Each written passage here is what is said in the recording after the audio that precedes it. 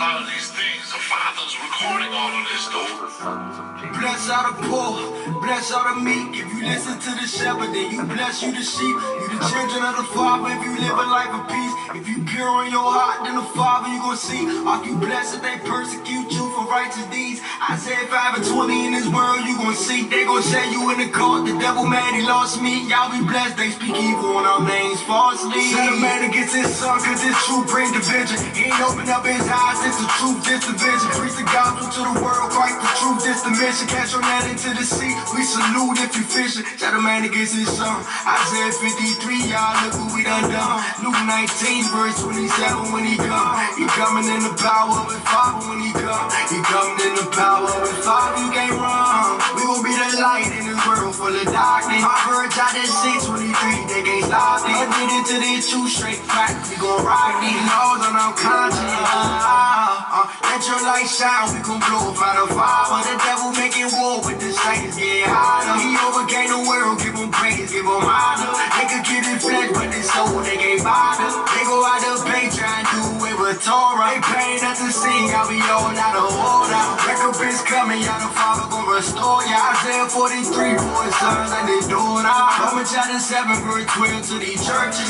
If we break the laws, we gon' stay under these curses. Look up in your city, all the Israelites is hurting. Don't know who we are, we gon' understand our purpose. Who gon' rise up, tell these people who they are? Who gon' tell these people they the children they are? Here I am, Father, I'll wait on your call. I'll say yes, yeah, yes, to your will and to your ways. I'll say yes, yeah, yes, I will trust you and obey. When your spirit speak to me, when I go out, I will agree, and my answer will be yes, yeah, yeah. Somebody tell the Most High, say yeah.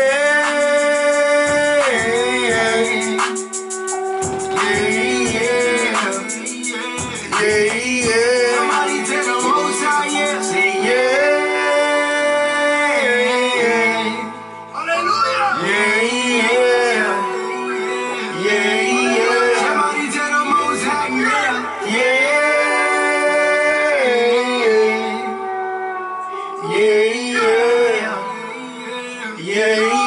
Somebody tell the Most High,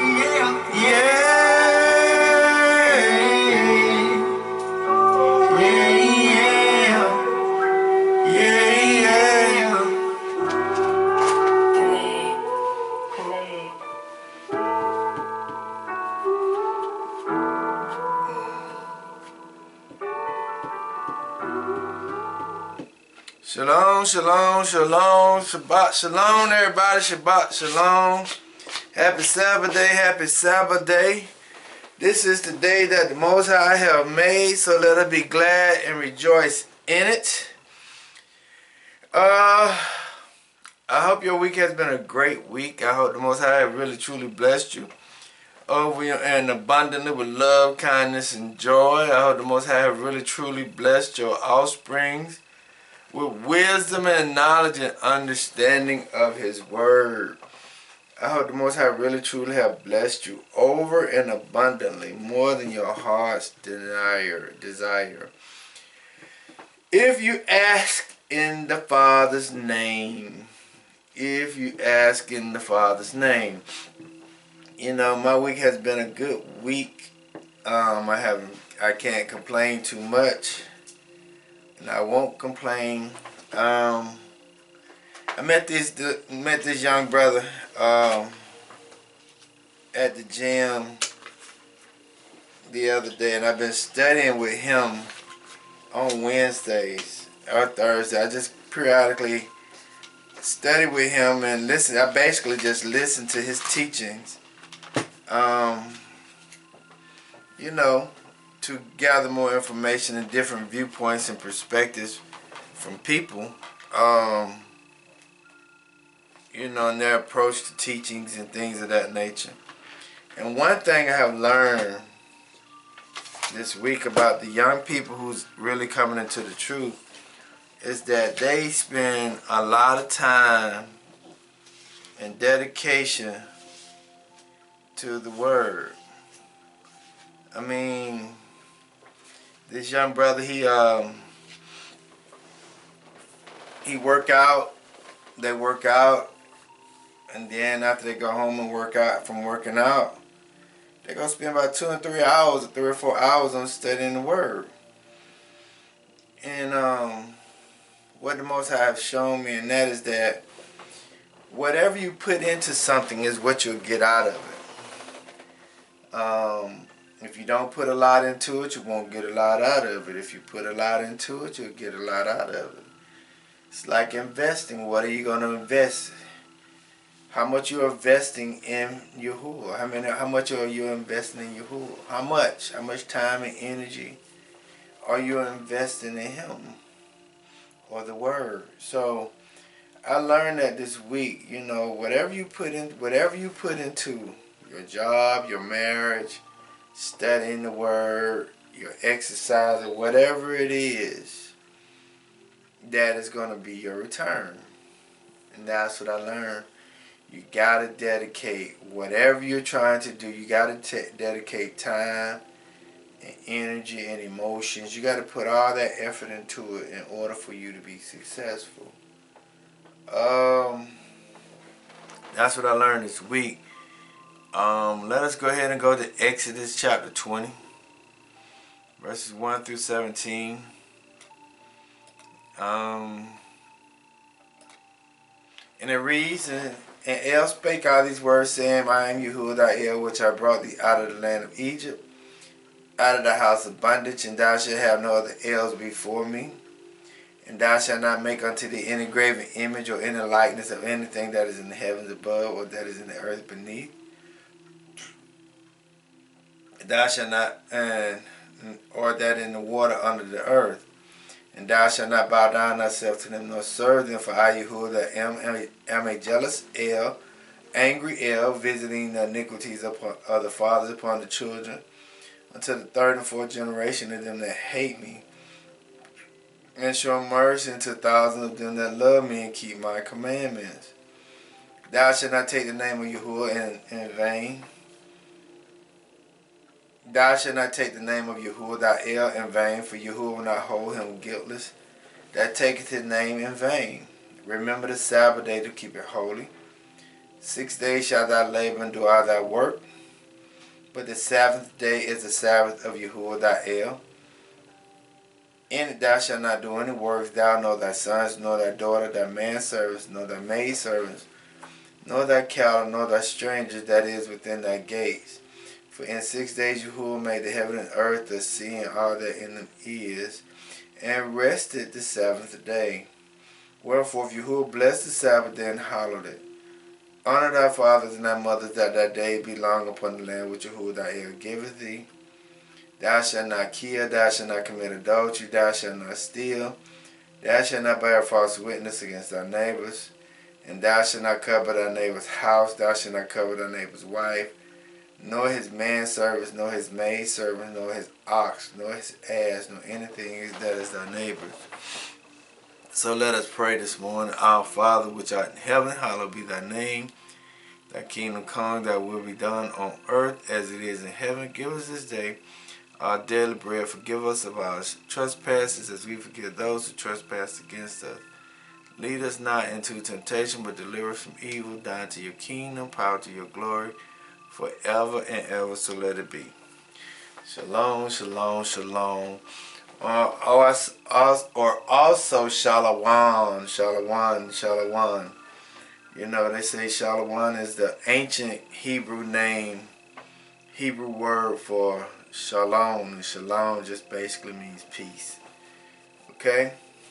So if you could get the word of Yahuwah to Genesis chapter 1, verses 14 through 18.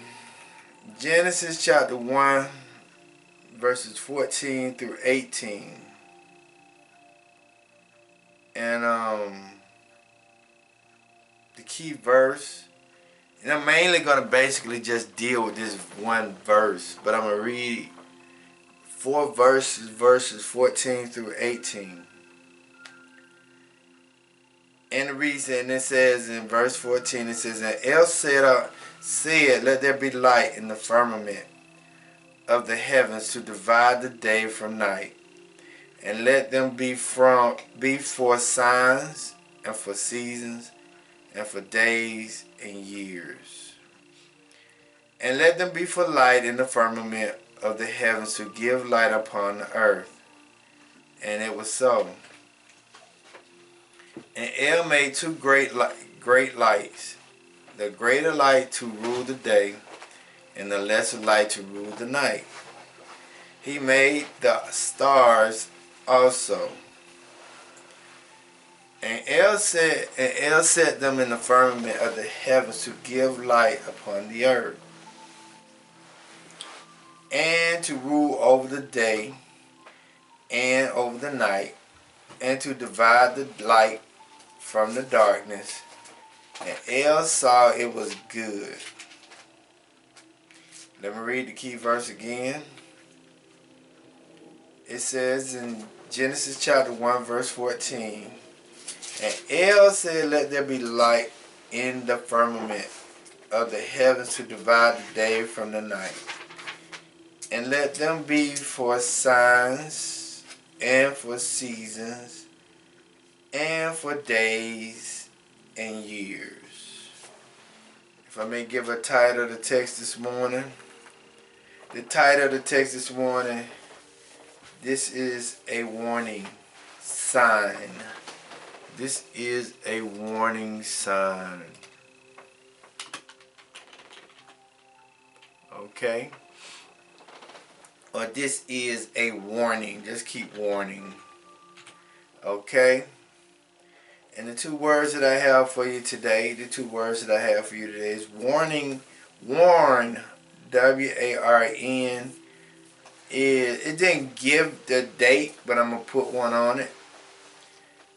I said it's a 14th century word. Warns means to give notice of approaching a probable danger or evil, that it may be avoided. To caution against anything that may prove injurious.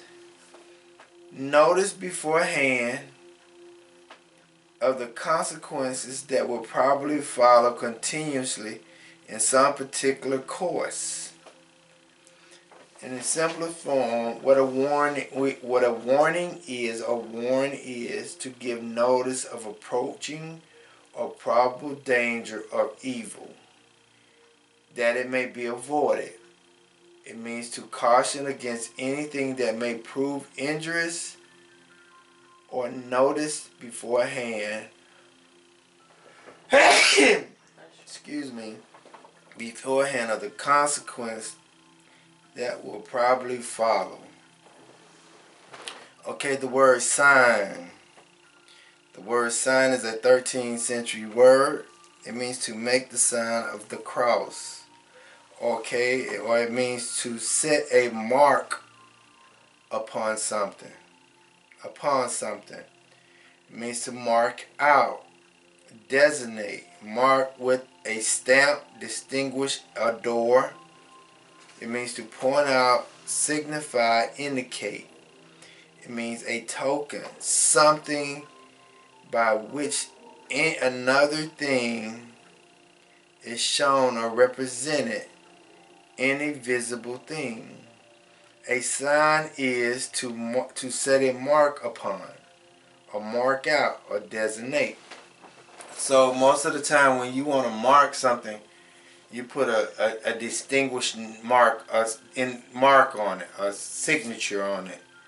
Like they always say, X marks the spot.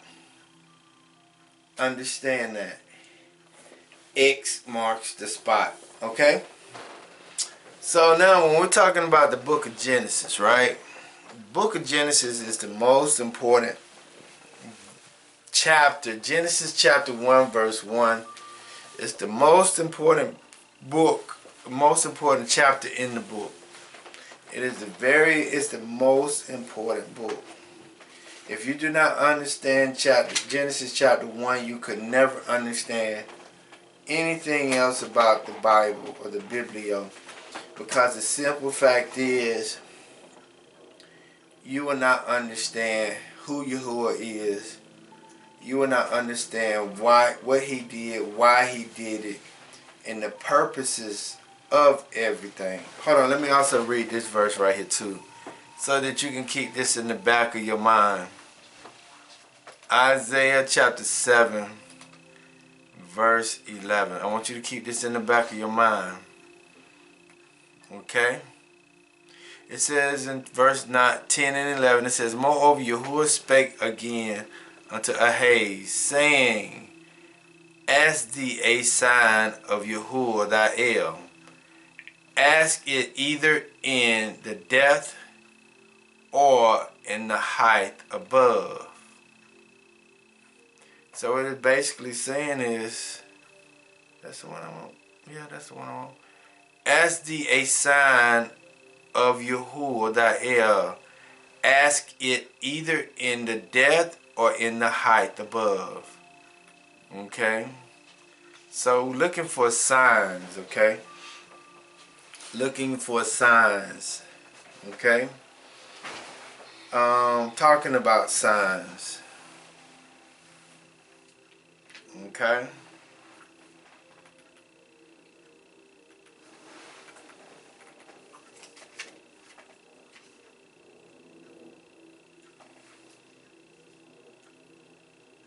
We're talking about signs, but we also want to understand in Genesis chapter 1.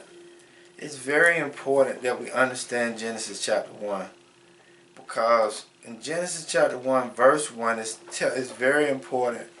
Because it says, in the beginning El created the heavens and the earth. Or Yahuwah or Yahweh created the heavens and the earth. That is very important for us to understand that everything that we see in existence today, the spirit of El created all these things. That is very important because we need to understand that nothing came into existence without Yahuwah bringing it into existence. So that means that why should I go to the creation for help when I need to go to the Creator? Because the Creator created all the creations. So, and me understanding that, everything that what I see is that it was created from Yahuwah for a purpose. And see, that's what we, right now, in Genesis chapter 1, we got to understand the purpose of why everything was done. That's what Genesis chapter 1 is all about. Understanding who created it and what was the purpose for the creation. If we never can understand the purpose of the creation, we will never understand why they're here, or why it's functioning and being the way it is today. And see, long time ago in the Christian church, what you used to hear a lot about is, oh, don't look in the skies. Oh, don't look in the skies. Don't be looking at this and don't be looking at that.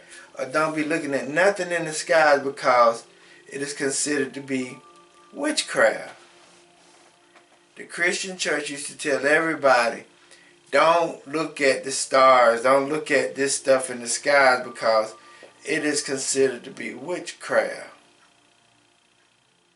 And the Most High said in chapter 1, verse 14, that El said, let there be light in the firmament of the heavens to divide the day from the night, and let them be for signs. Signs are to set a mark upon, or designate or mark with a stamp, or to distinguish a door.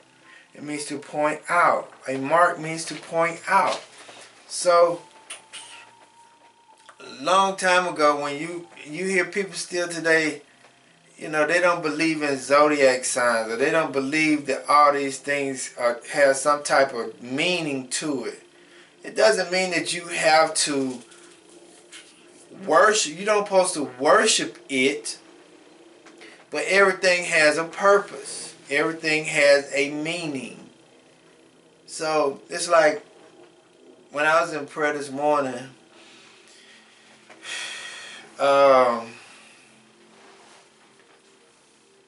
I'll talk about it later. I'll talk about it later. But everything has a meaning.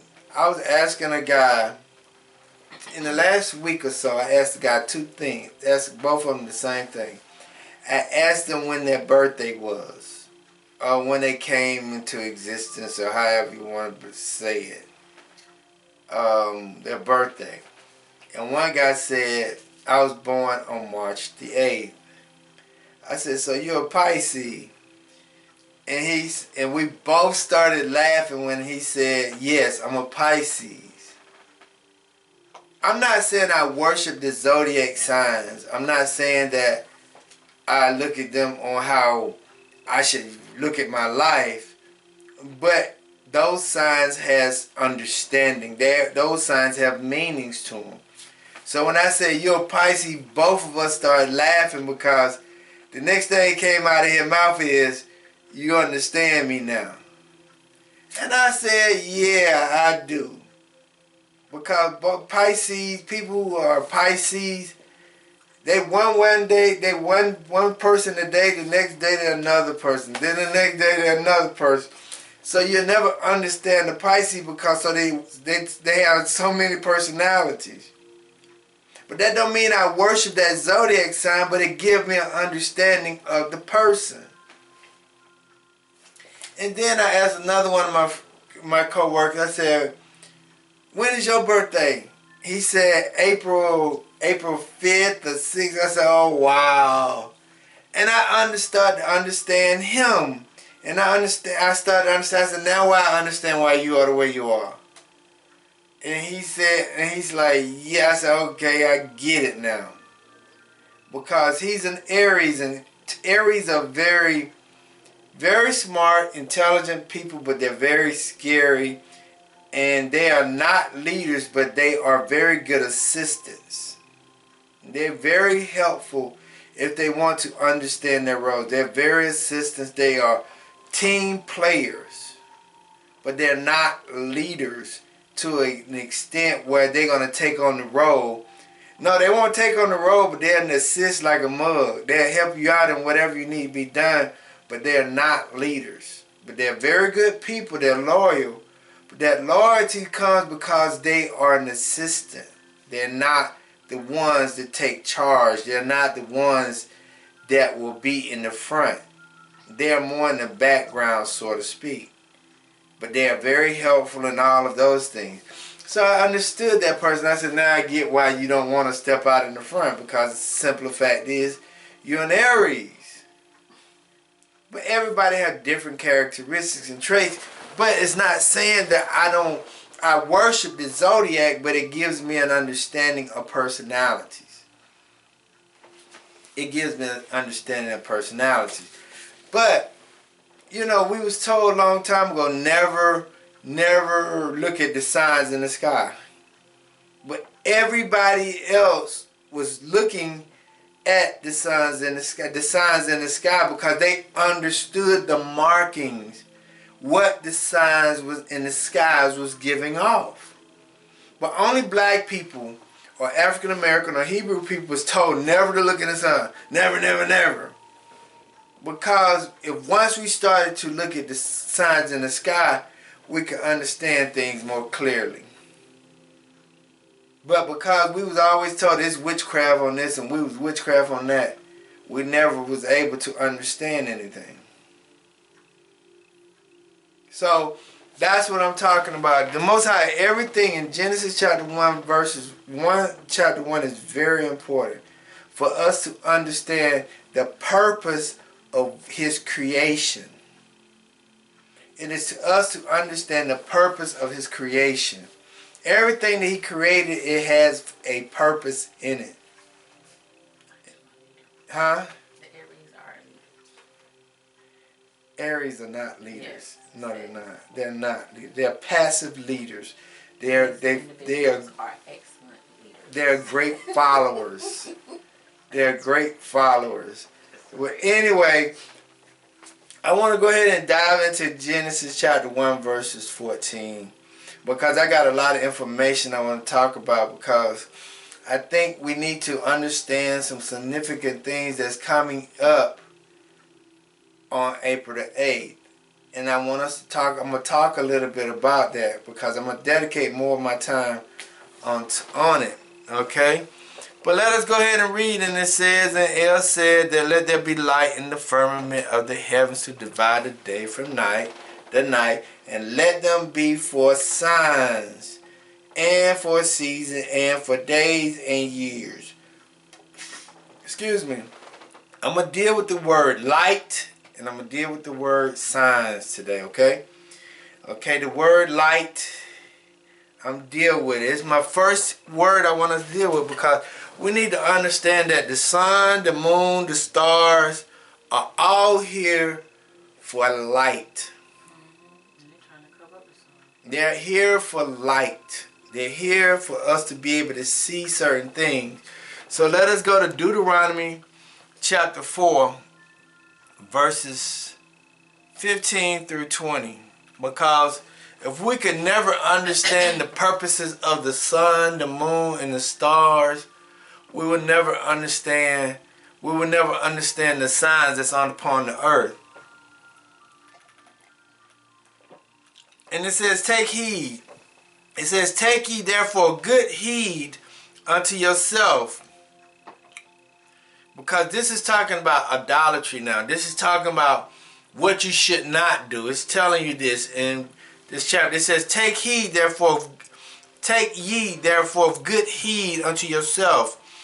For ye saw no manner of similitude on the day that Yahuwah spake unto you in Hebrew, out of the midst of the fire.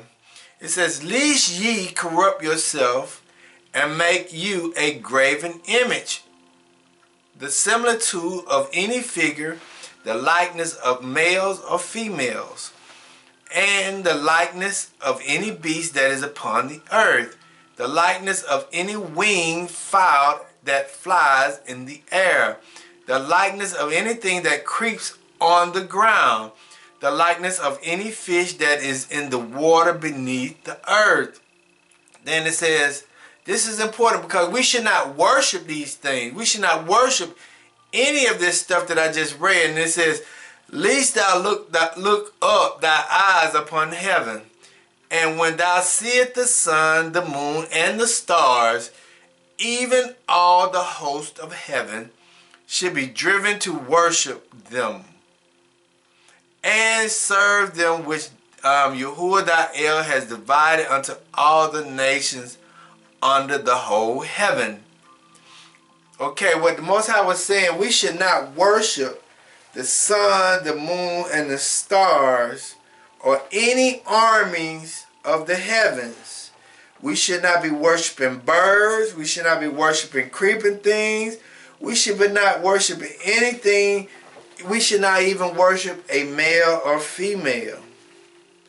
And the only person that we should be worshiping is in verse 20. It said, but Yahuwah has taken you and brought you forth out of the irons of fire, out of the irons of furnace, even out of Egypt, but to be unto him a people of inheritance, as ye are this day. Okay, so what that is saying in verse 14 of 15 through 19 is telling you all these things that what was spoken between 15 and 19 are creations that Yahuwah had made. He made the male and the female. Then he says, lest you corrupt yourself, make an image unto the similitude of any figure, the likeness of a male and female. Don't worship a man or woman. Then it says, the likeness of any beast that is on the earth. We should not be worshiping any beast on the earth, not even any winged fowls, not even any birds. Because you got to understand the representation of the United States of America is an eagle. And it's on your dollar bill. We should not even be worshiping any type of birds. Then it says the likeness of anything that creeps on the ground, the likeness of fish that swims in the earth. It's telling you we should not be worshiping any creation. Not even, and then it says in verse 19, the stars, the moon, and the sun, the sun, the moon, and the stars. We should not worship. The only thing that we should be worshiping is the spirit that created all of these things. They're here for a divine purpose, but they should not be worshipped. They should not be worshipped as, oh, I'm going to fall out if I meet Michael Jackson. Oh, I'm going to fall out if I meet Janet Jackson. No, they're just humans, just like everybody else, here to fulfill a purpose. If you worship anybody, any male or female on the earth, it is considered idolatry. If you wanted to worship somebody's feet, that is an idolatry. Like I was telling the one dude, I was like, man, I'm just sitting here learning. When I said sitting at your feet, it's not that I'm worshiping you, it's just that I'm learning from you the things that I may or may not know. And I respect people who are more smarter than I am in certain areas. So when I say that I'm sitting at your feet, not that I'm worshiping you, it's just that I'm learning from you. That's a phrase that people use sometimes. I don't mind sitting at your feet, dog. I listen to you and see what you got to say and learn from you. But it doesn't mean that I'm worshiping you to an extent where, oh, your word is bond. No, it just means I'm learning from you. And paraphrasing. Okay? So these lights are not made to be worshipped, but they're here to have a sign on the earth. Let us go to Psalms 104. 104, 19 and 20. Okay, because I want us to understand something. When it's just like, for example, when we see the sun come out, everybody say we're going to have a good day today. Because we see the sun coming out.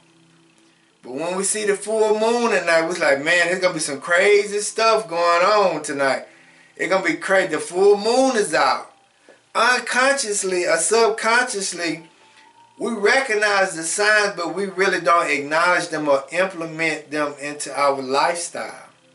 Or our way of life. We don't say, hey, the moon is out, this, that. We don't look at it like that.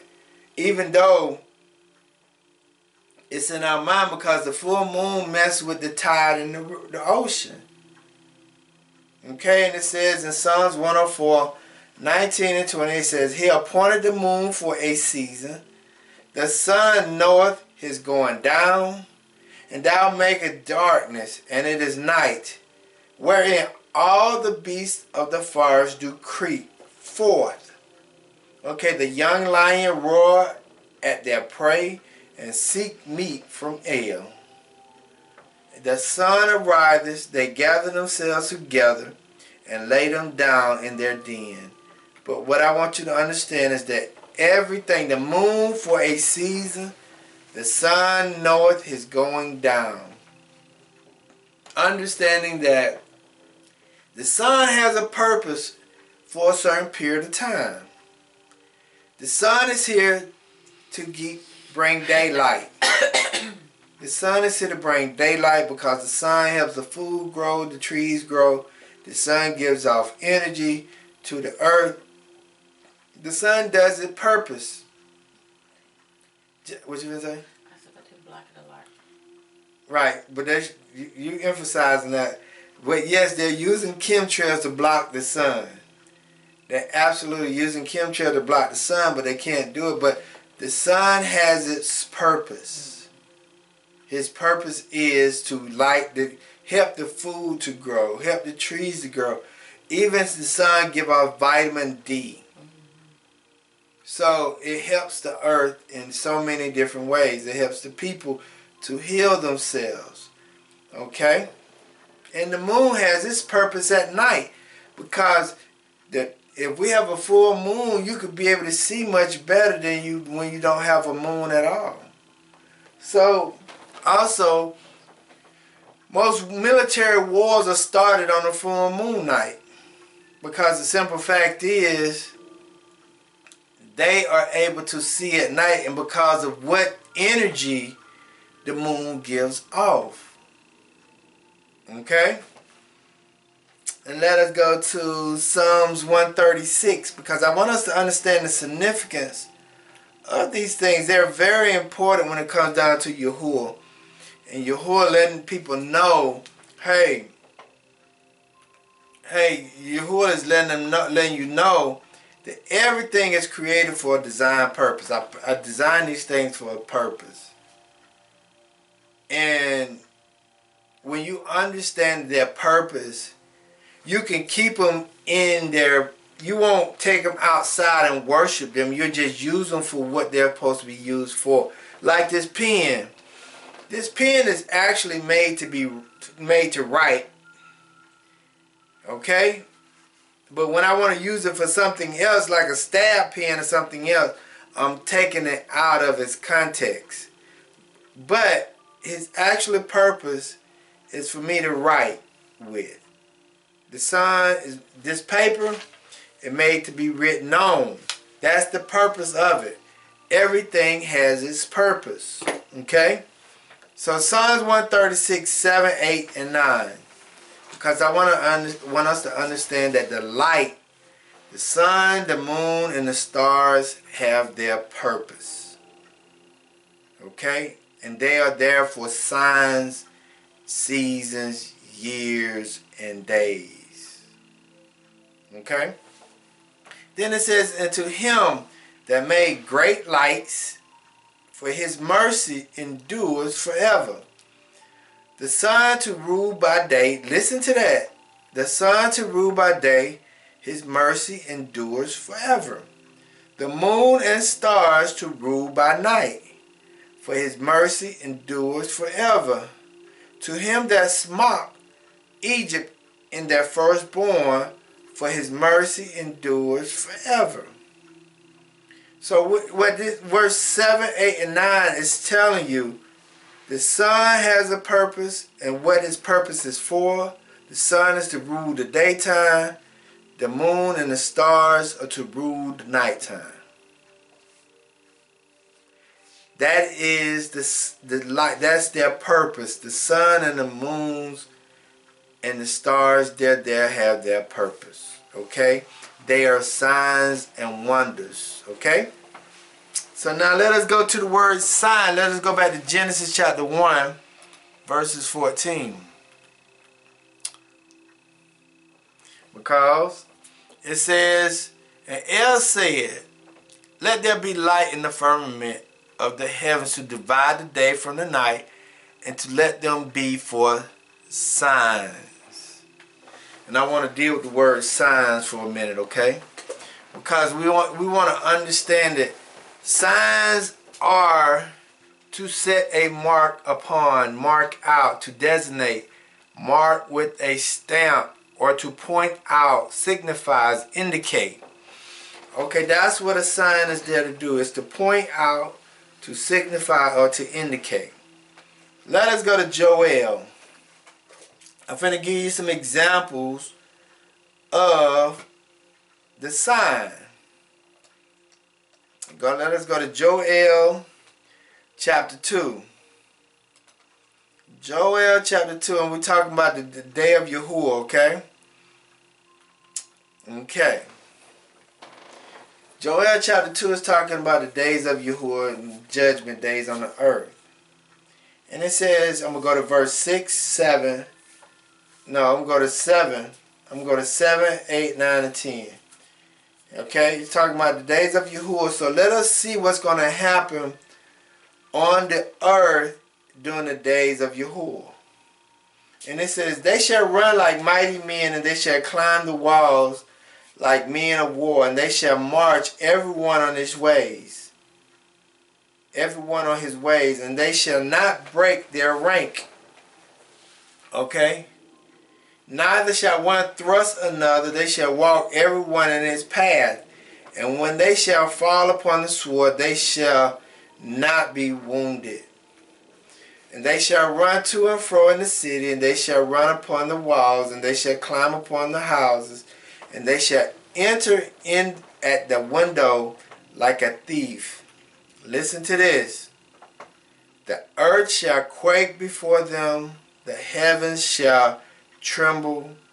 Listen to this. The sun and the moon shall be darkened, and the stars shall withdraw their shining. The days of calamity, in the days of calamity, the days of wars, the days of heartache, the sun and the moon shall be dark, and the stars shall withdraw their shinings. That is a sign. It's just like when they was over there fighting in Kuwait or Iraq, and they blew up those oil reservoirs. The only thing that you saw in the sky was dark clouds. It was very dark over there in Iraq and Kuwait at the time, because the skies was burning. The ground was burning with oil. And the only thing that was going up in the sky was black smoke. So it says again, the earth shall quake before them. Listen to that. The earth shall quake before them. The heavens shall tremble. The sun and the moon shall be darkened, and the stars shall withdraw their shinings. And Yahuwah shall utter his voice before his armies. For his camp is very great. For he is strong that execute his word. For the day of Yahuwah is great and very terrible. And who can abide it? Understand that when the days of calamity comes, the sun, the moon, and the stars are going to give us a sign. It's going to give us a sign. They're going to be dark, and it's the stars are going to withdraw its light or its shining. Okay? Let us go to Amos. Okay? 8 and 8. Let me go to 7 and 8. No, it's 8 through 11.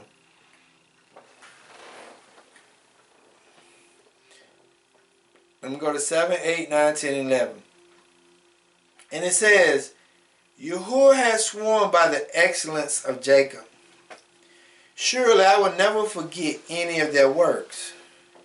Shall not the land tremble for this, and everyone mourn that dwells therein? And it shall rise up woefully as a flood.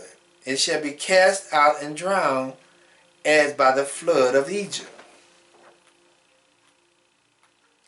And it shall come to pass in that day, saith Yahuwah, I will cause the sun to go down at noon.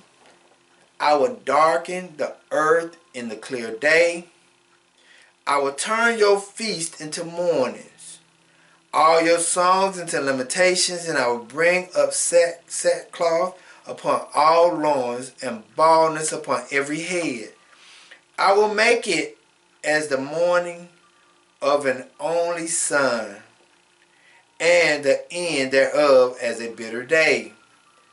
Behold, the days come, said Yahuwah, that I will send a famine in the land, not a famine of bread, nor of thirst for water, but a hearing of the word of Yahuwah. Understand that in verse 9, again it says, and it shall come to pass in that day, said Yahuwah, that I will cause the sun to go down at noon, and I will darken the earth in the clear day. And I want us to understand, remember that time, the sun will go down at noon. Okay? So these are warnings. These are signs that we should take heed. Not just on the earth, but also in the skies, or in the heavens, or the Shemiams. These are the things that we should be paying attention to. Okay? It's not just going to hit on earth, it's going to be in the heavens as well. Okay? Let us go to Matthew's chapter 24.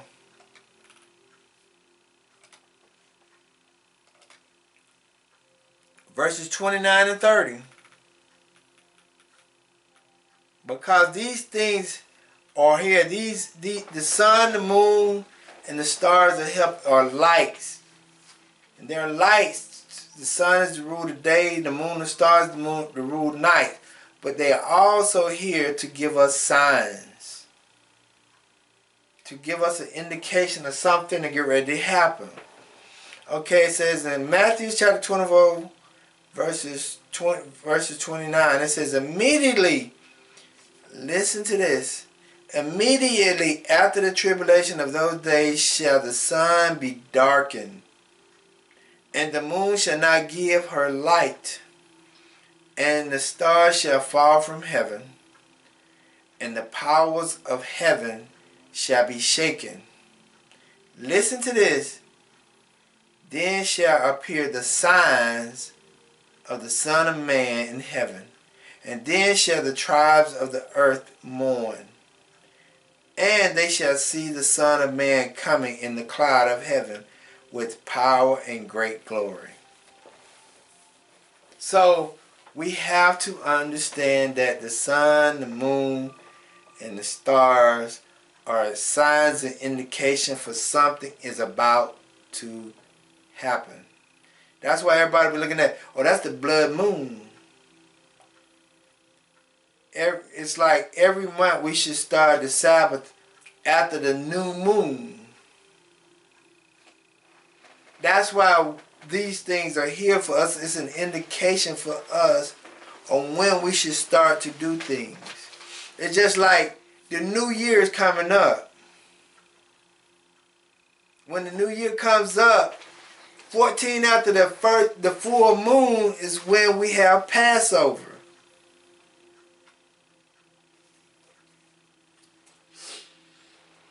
So everything is a sign in the skies for those who read the Bible. And for those who've been telling you, don't read the Bible, don't look at the stars in the skies, because the simple fact is, they don't want you to understand what is actually taking place on earth. Let us go to Mark chapter 15.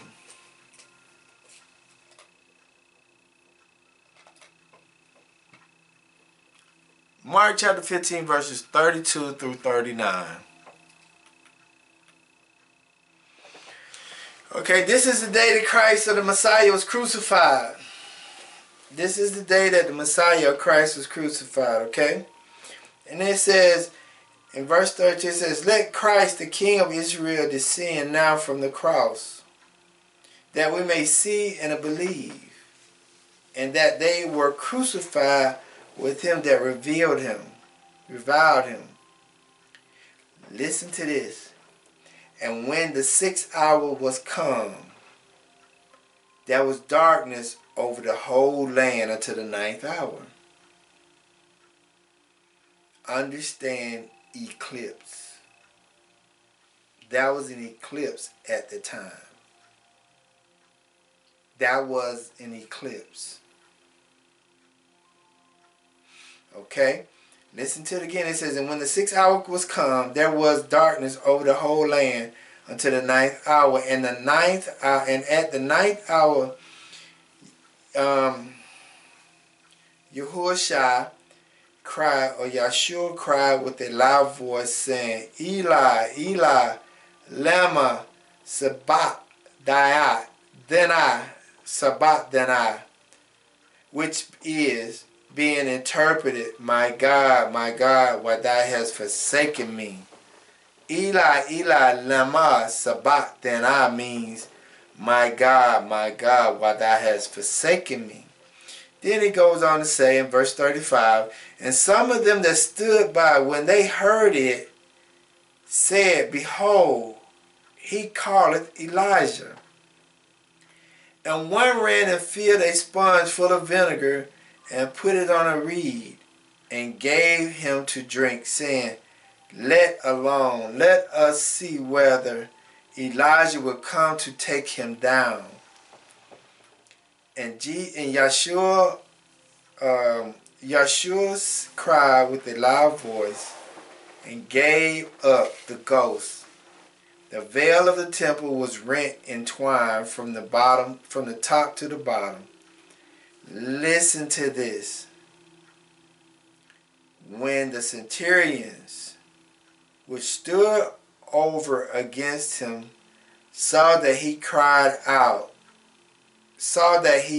so cried out, and gave up the ghost, he said, truly, this man was the son of El. Understand what happened before he cried out. Understand that it was a great eclipse right before he cried out. It says, when the 6th hour was come, there was darkness over the whole land until the 9th hour. That means that it was dark for 3 hours on earth. And the average eclipse lasts no more than 3.5 hours. That was an eclipse that happened during that time frame. So after the eclipse happened, that's when he cried out, because he understood the signs. He understood what was going on. So what's my point into this? I want to talk a little bit about April the 8th and what's going to take place on April the 8th. What's going to happen on April the 8th is going to be a total eclipse. Okay, what's going to happen? Okay, what's going to happen on March 25th? It's going to be a worm moon. What's going to happen on March 25th is going to be a worm moon. A worm moon is seen as a time of renewal and rebirth as the earth begins to thaw out, and the worms returns to the soil, bringing nutrients and vitality to the land. It is also associated with the start of spring and the awakening of new life.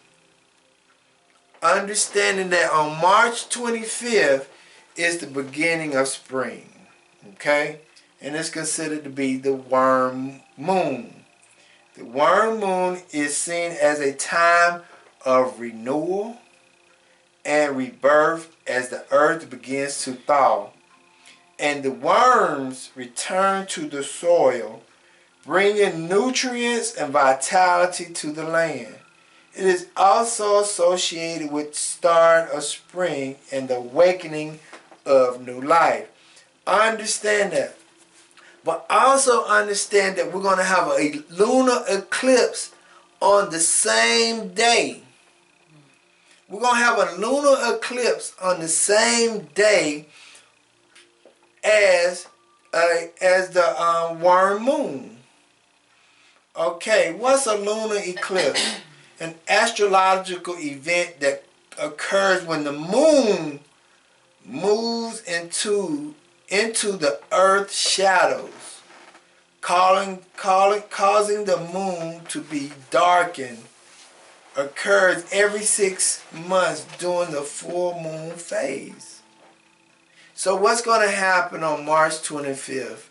It's going to be a lunar eclipse and a full moon on the first day of spring. Okay? That's what's going to happen on March 25th.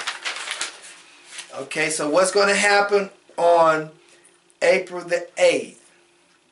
What's going to happen on April the 8th is going to be a total eclipse. Total solar eclipse. Okay, it says a total solar eclipse is when the moon passes between the sun and earth, completely blocking the face of the sun. So what does blocking the face of the sun means? Darkening the sun so that it will not be light. The sun will not be able to give its light.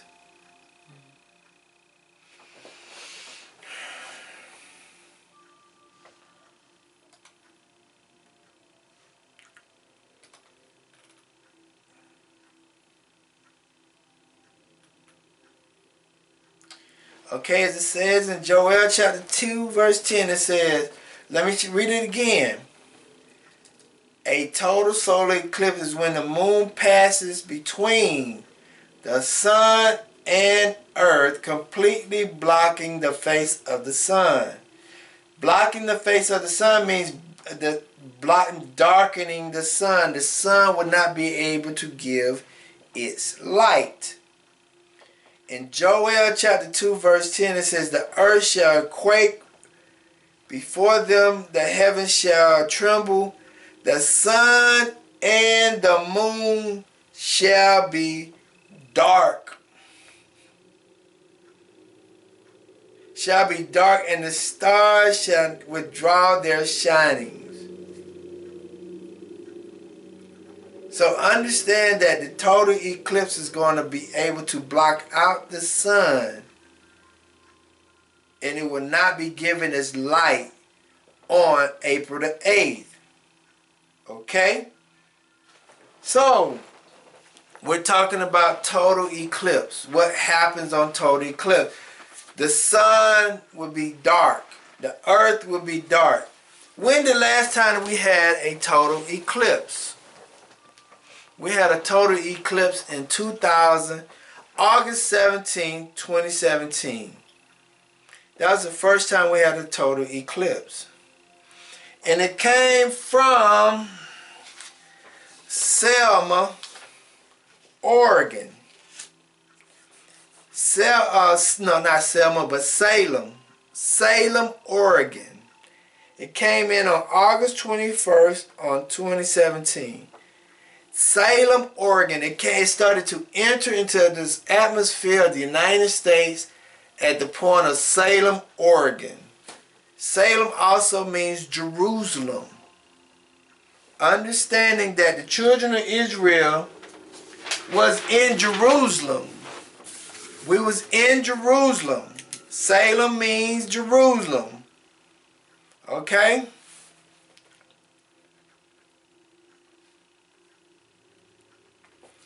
And Jerusalem got Salem in it. The last part of Jerusalem is Salem. So, once it entered Jerusalem, Oregon, on August 21st, 2017, it came out as a straight line going towards Charleston, South Carolina. Charleston, South Carolina, the eclipse came in on Salem, but it ended in Charleston, South Carolina. When did the first slaves come into, and where did the slaves come in?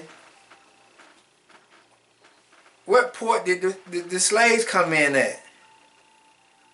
Charleston, South Carolina. That was the beginning of bondage here in America. We left Jerusalem and came into Egypt of bondage in South Carolina. We left Jerusalem coming across and ended in Charleston, South Carolina, which is slavery and bondage. That's this part of the X. That's the first part of the leg of the eclipse that happened in 2017. Now, in 2024, it is going to enter into Eagles Pass, Texas. Eagle Pass, Texas is where the slaves used to go down to Mexico. They used to go through Eagle Pass, Texas to get to Mexico to escape from slavery. When the slaves used to leave the United States, they used to go through Eagle Pass, Texas to get to Mexico so they can escape from slavery. So that is the beginning, okay? But also, if you look at the migrants that's coming in, they're coming through Eagle Pass, Texas. We used to leave going out of Eagle Pass, Texas to get to Mexico so that we can escape slavery. Now the migrants are coming through Eagle Pass, Texas to come into the United States. Okay? So that is the beginning part of, this is the second part of the eclipse. It's coming up through Texas, Eagle Pass, Texas, where it has an association with slavery. The slaves going down through Eagle Pass to get out of slavery. Now it's going to intersect at Carbon, Illinois. It's going to intersect where the two line crosses. It's going to intersect in Carbon, Illinois. Okay? Carbon, Illinois is also known as Little Egypt. Carbon, Illinois is known as Little Egypt. Little Egypt. Carbon, Illinois used to have slaves. In 1850 or 1880 or in the mid 1800s, they stopped slavery from happening during that period of time. But Carbon, Illinois had slaves. That's where the cross meets at, okay? Then it's going to go on up through New York to a city called Nineveh. Nineveh. Nineveh is the wicked city that Jonah was sent to try to go save. Nineveh. Nineveh. Okay, so now it's coming through Eagles Pass, Texas, going through Carbon, Illinois, and it's going to go through Nineveh, New York City. And it's going to place a cross over the United States of America. Okay? It's going to place a cross over the United States of America.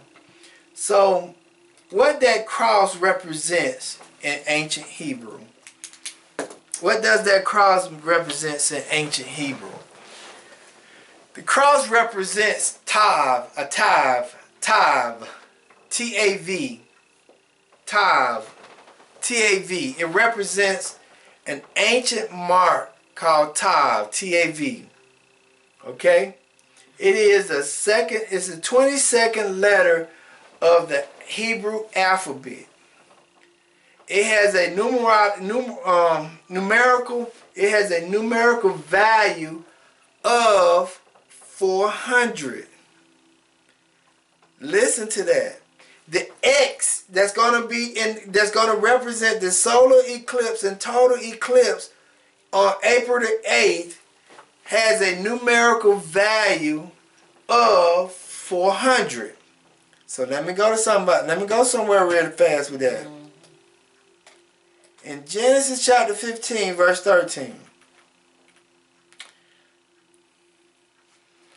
Listen to this. It has a numerical value of 400. Listen to that. That X that's going to mark the spot over the United States of America has a numerical number of 400. In Genesis chapter 15, verse 13, it reads, As he said unto Abram, Know of a surety that thy seed shall be a stranger in a land that is not theirs, and shall serve them, and they shall afflict them 400 years.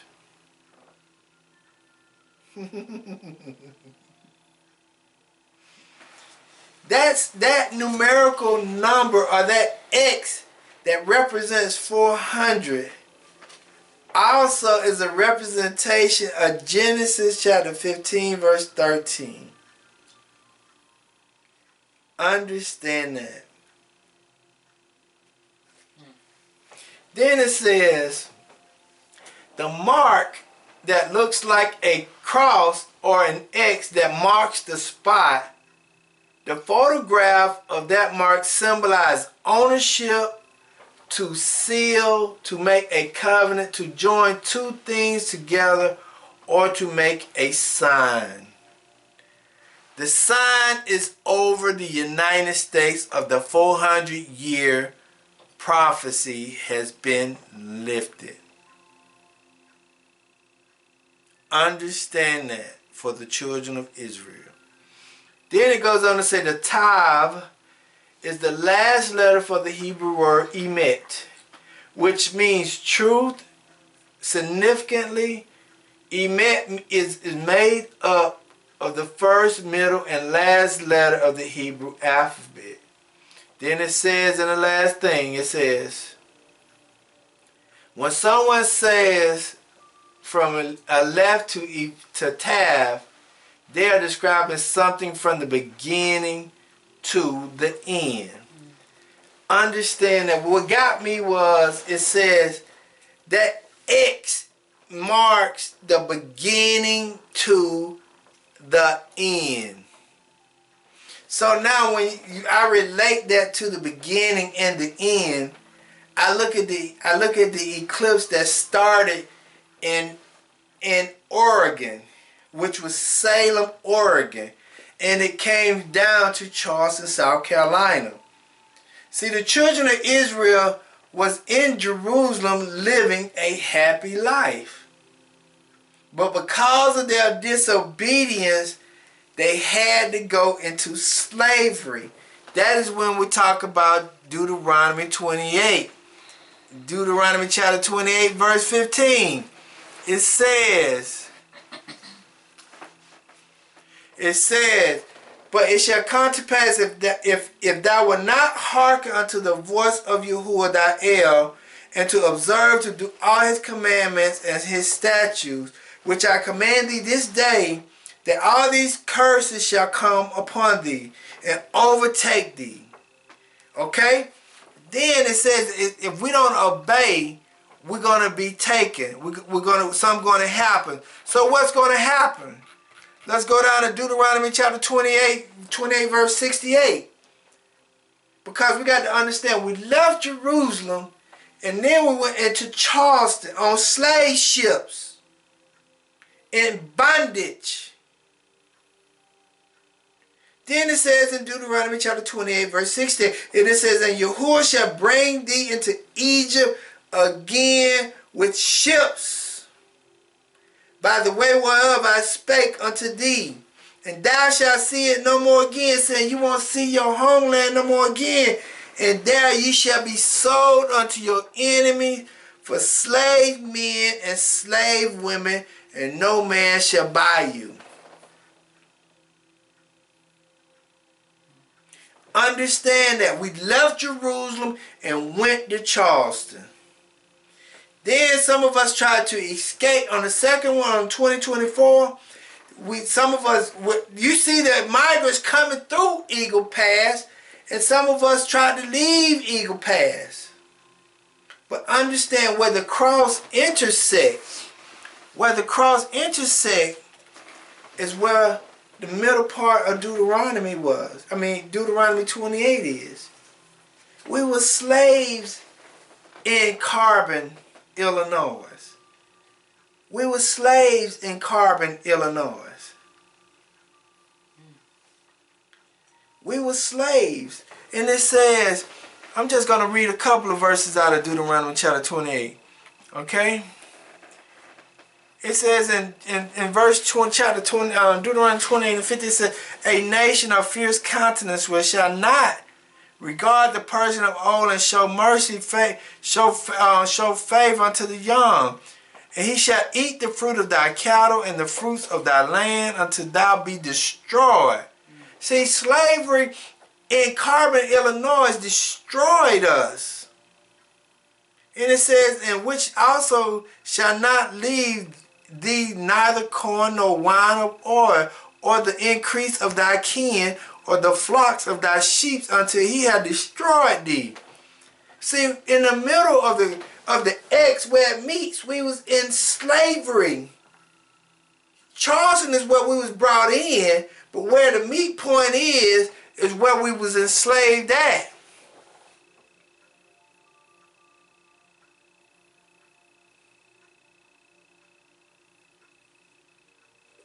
Carbon, Illinois is where we was enslaved at. That's where the lower part of Deuteronomy 28 is at.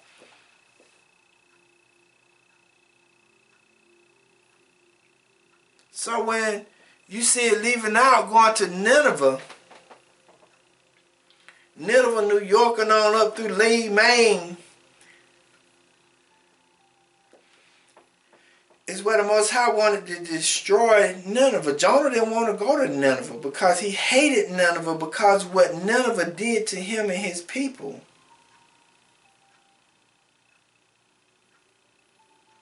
Nineveh persecuted Jonah and his people. See, now the judgment is going to be on Nineveh. But let us go back to Deuteronomy chapter 15, verse 14.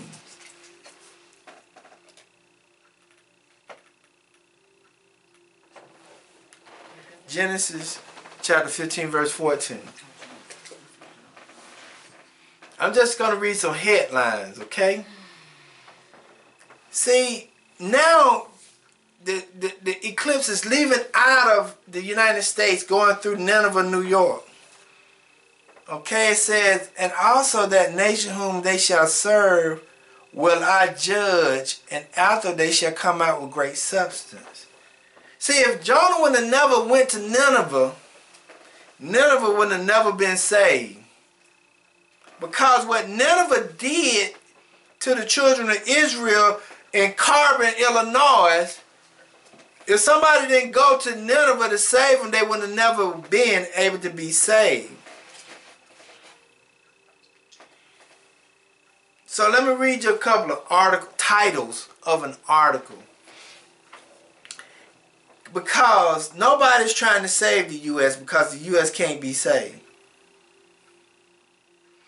On March 11, 2024, at 8:05 p.m., FBI director warns of dangerous individual cross southern border. I'm just going to read you a little bit. Amid a bitter election year debates over illegal migration, FBI director warns, FBI Director Chris told a Senate panel on Monday that the dangerous individuals that have entered the United States illegally at the southern border. Understand, the same way the slaves were trying to get out, the enemies they are entering in. The same way the slaves were trying to exit out is the same place the enemies are entering in. Then it says, we had a dangerous individual entering the United States, have a variety of sources. Chris said at the annual Worldwide Threat Congressional hearing at which the head of the U.S. intelligence agency testified, we are seeing a wide array of dangerous threats that emanates from the border, he said, citing drug trafficking in particular. The FBI alone seized enough fentanyl in the last 2 years to kill 270 million people. So now, because of the X marks the spot, marking the 400 years, and where the slaves were trying to exit, the enemies are entering. Okay? That's one. Then it says, okay, Arkansas conducts live solar eclipse exercise. This happened March 13th, 2024. So it says, with less than a month remaining before the Great American Solar Eclipse, the Arkansas Division of Emergency Management took a significant step by conducting a live training exercise. This exercise was designated to test ADEM's response to issues that may arise as visitors flock to Arkansas to witness the event. ADEM responders and other state agencies looked at possible scenarios such as severe weather, traffic, medical emergencies, and communication challenges. Okay, take part in the exercise were counties, emergency managers, and representatives of the National Weather Service, Arkansas National Guard. Listen to that. Arkansas National Guard, Corps of Engineers, Arkansas Hospital Associations, Arkansas Wireless Information Networks, and Arkansas Department of Health, Transportation, Energy, and Environment and Human Services. This is bigger than anybody could ever imagine. This is bigger than anything that anybody, because they understand the significance of it. They understand the significance of this event. Okay. Also, one more, and then I'm gonna be done. It says solar eclipse. Hospitals prepare for emergency disasters as thousands across U.S. stargaze. Listen to that. Listen to this. Listen. It says solar eclipse. Hospitals prepare for emergency disasters as thousands across U.S. stargaze. Hospitals in the path of April's total eclipse have been preparing for months for the cosmic event, as major influx of people could cause several issues for emergency responses. Emergency responders and local hospitals in the Rochester, New York, for example, are planning for an influx of as many as 500,000 extra people in the region. On April 8th, the solar eclipse path will cut across Mexico, the continental U.S., and a small part of eastern Canada. See, everybody understands the light that's given off its sign. Everybody understand because everybody is preparing for it. Everybody is preparing for it because they understand what the X represents. X marks the spot. X represents the 400 years. X means judgment from a biblical standpoint. I also was listening to this guy yesterday where it could be some major catastrophes that happen on April the 8th. It could be some major catastrophes that happen on April the 8th. California, I don't know for sure about California, but I know for sure Texas have called their National Guard up. New York has called their National Guard up. It just says Arkansas has called their National Guard up. I heard yesterday that Florida called their National Guard up. I heard, not saying these two for sure, I heard that California called its National Guard up. And here being in Georgia, I've been seeing military vehicles on the highway for the last 2 weeks. And I just said, oh, they're just going for annual training, but most times annual training starts in April until.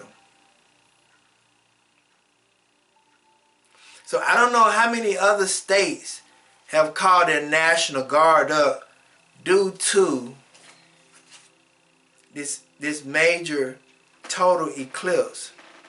But they understand that this is a warning. And this is a warning sign.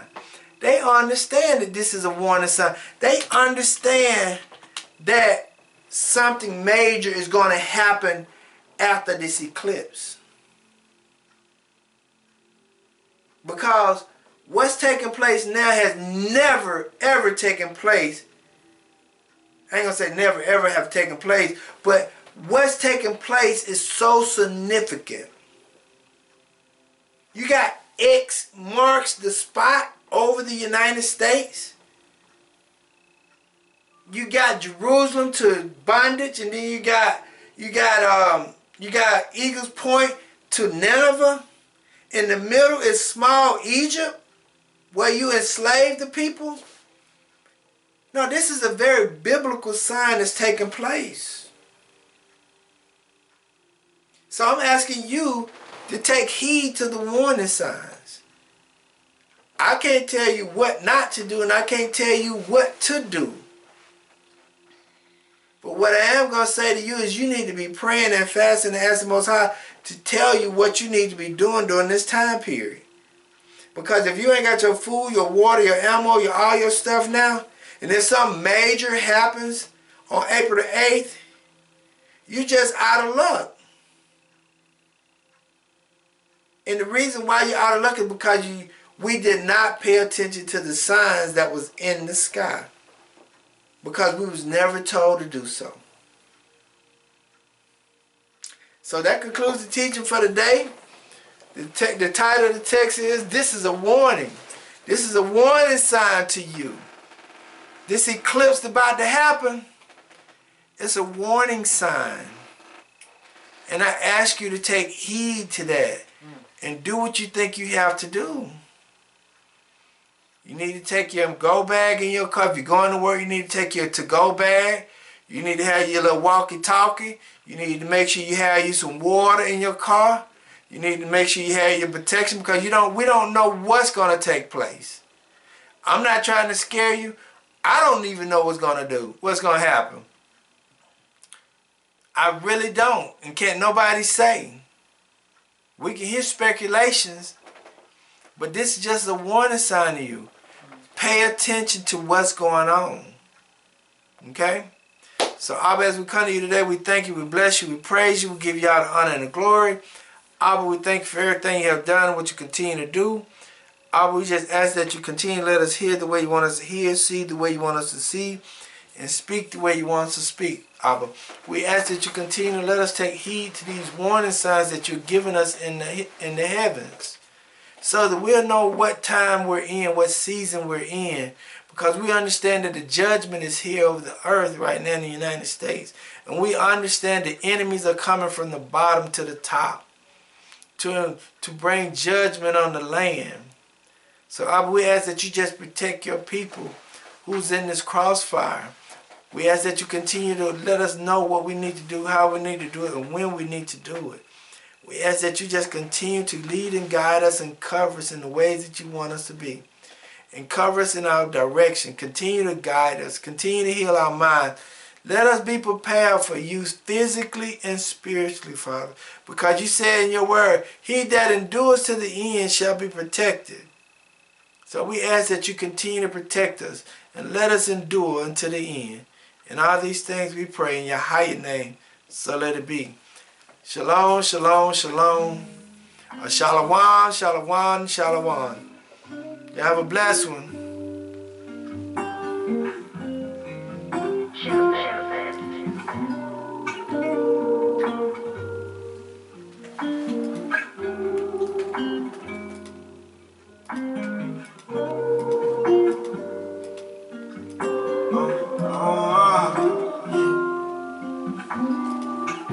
Woke you up in your captivity, haven't I? Set my son to free you mentally, haven't I? Showed you the gods of your enemies, haven't I? Gave you a heart that you remember me, haven't I? Help you understand your pain, haven't I? Didn't I give you back your name, haven't I? Showed you everything is vain, haven't I? Narrow path is the way.